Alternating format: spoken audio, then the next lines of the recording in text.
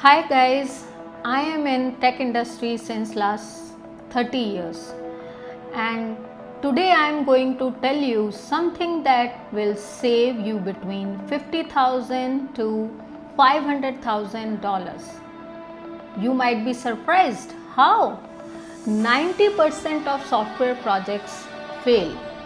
Not 10%, not 50%, 90%. And the worst part, most of these failures are completely preventable. I know this because I lived it.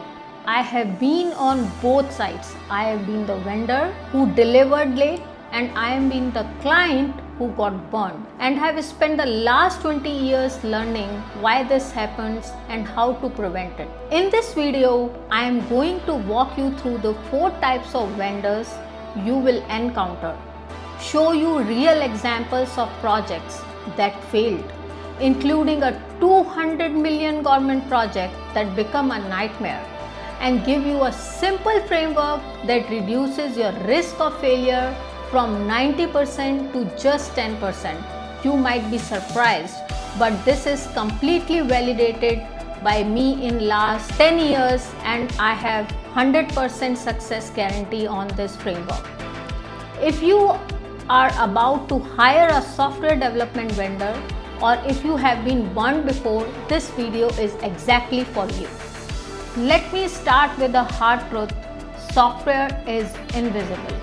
You have a great idea, you have a business problem you want to solve, you write it down in the document, you give it to a vendor and you hope they will deliver what you are imagining. But here is the problem. You don't actually know what you are going to get. Let me give you some statistics. On Upwork and Fiverr, 90% of software projects never go live, and one of those that go live, most are dead within a year. When I interview developers and ask them to show me their past work, most of the websites they build aren't even working anymore. Why? Because there is a fundamental disconnect between what the client imagines and what the vendor delivers. The client thinks, I will describe that I need in a document, and the vendor will build exactly what I am imagining. The vendor thinks, I will read the document, estimate the cost and build what the document says. But actually that is not happening. But the document is never complete. It never captures all the details. It never shows exactly how the product should look like or feel or work.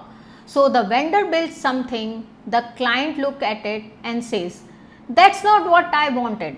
Now you are in a mess. Let me give you a real life example. A few years ago, one of a government licensing officer invited me to bid on a project. That project was worth of 200 million.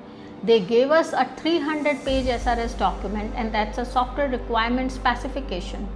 I read the document, it was incomplete. There were gaps everywhere. Real users are not involved in the meeting. So I asked the licensing officer detailed question about how things work, but they couldn't answer even my complicated single questions. I told my team, we are not going to bid on the project. My connections were upset. They said, are you mad? This is a 200 million project. This will change your life. This will change your company worth. Why you are refusing?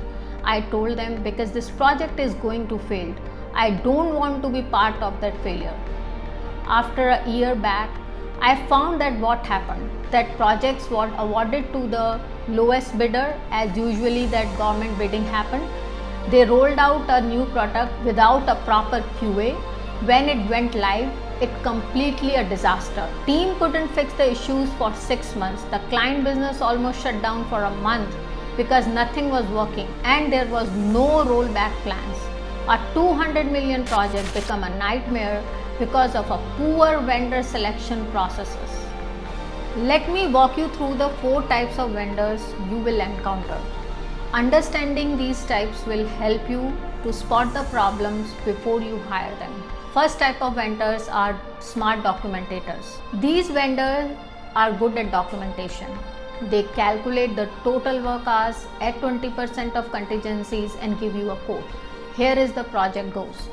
The salesperson promises you the world, then they disappear, a project manager takes over, UI design starts, the vendor tries to follow your SRS document, but the document doesn't specify everything.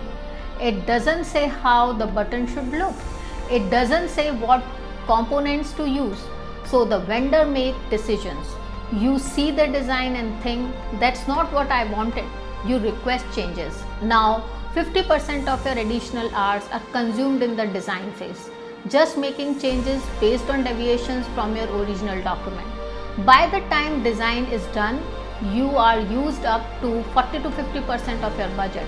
You think, okay, now we will go for development.